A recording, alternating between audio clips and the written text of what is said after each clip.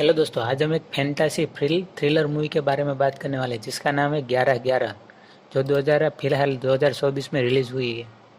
जो एक यश और लोकप्रिय कोरियन नाटक सिग्नल 2016 का रूपांतरण है। 11/11 एक खोजी थ्रिलर है जो 3 दशकों 1919, 2001 और 2016 की समय रेखा पर आधारित है। यह रहस्य और विज्ञान और रहस्यवाद की एक डिग्री के साथ मिश्रित करता है। कहानी उत्तराखंड में यह सेट की गई है, जहां 2016 में एक पुलिस इंस्पेक्टर युग आर्य और को शौर्य अंथवाल से एक पुरानी वॉकी टॉकी के माध्यम से 1990, 1998 और 2001 की रहस्यमयी ट्रांसमिशन प्राप्त होती है। अलग अलग समय रेखाएं केवल 1 मिनट के लिए ठीक ठीक 11 बजे और 11 मिनट बजे रात को जुड़ती है। साथ में युग और शौर्य अपनी समय रेखा में विभिन्न मामलों को सुलझाने की कोशिश करते हैं। इसके पहले एपिसोड की बात करें तो उत्तराखंड के दशहरा मेले में सेट एपिसोड 2001 शुरू होता है, जहां युग आर्य और अदिति तिवारी पहली बार मिलते हैं। युग घमंडी होने के कारण कोशिश करने पर भी उससे दोस्ती नहीं करता।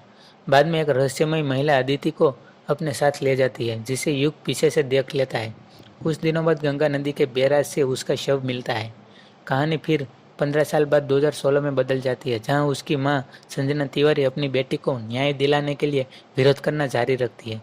यह ज्ञात है कि 15 साल से अधिक पुराने आपराधिक मामलों सहित सभी मामले जल्द ही एक नए कानून के तहत स्थायी रूप से बंद होने वाले हैं। युग, जो अब बड़ा होकर पुलिस इंस्पेक्टर बन गया है, अब उस पुलिस स्टेशन में तैनात है जहां अदिति का मामला दर्ज है।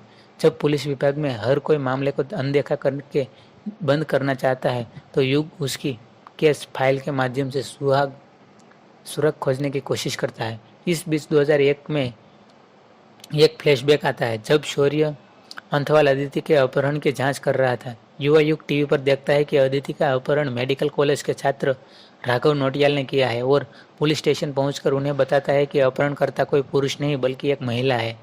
वह उसे एक चिट पर लिखकर शौर्य को देता है। अदिति की लाश मिलने की खबर पुलिस तक पहुंचती है। शौर्य खुद पर गुस्सा होता है कि वह हत्यारे को नहीं ढूंढ पा रहा है और अपने केबिन में एक मॉनिटर पर एक नोट चिपका हुआ देखता है।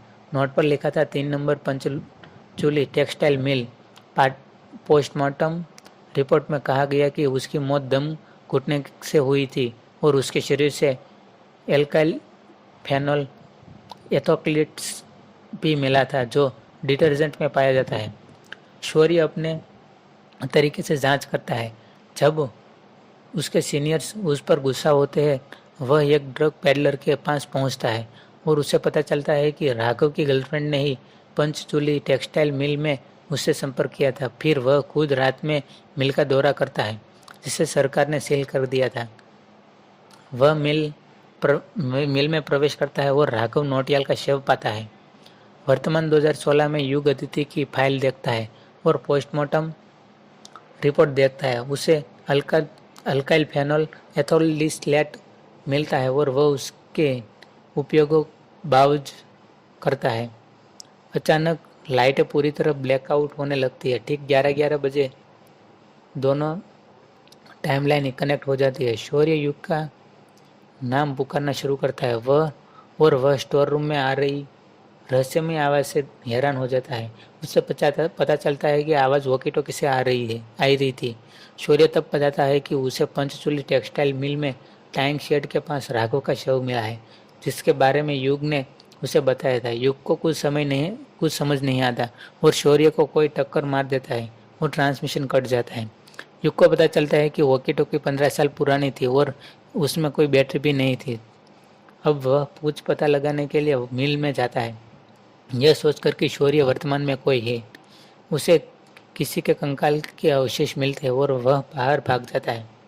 सिखिया इंटरनेट और धर्म प्रोडक्शन द्वारा निर्मित इस सीरीज में कृतिका मकामरा, राघव जुयाल, धैर्य करवा और आकाश दीक्षित मुख्य भूमिकाओं में है। कथानक रहस्य को सुलझाने के लिए समय यात्रा और समय सीमाओं से संचार के एक अनोखे मोड़ के इर्द गिर्द घूमता है।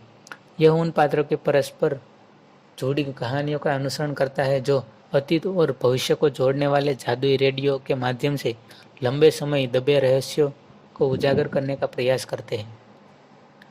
अगर आपको इस मूवी देखने में मज़ा आया हो तो लाइक शेयर और सब्सक्राइब जरूर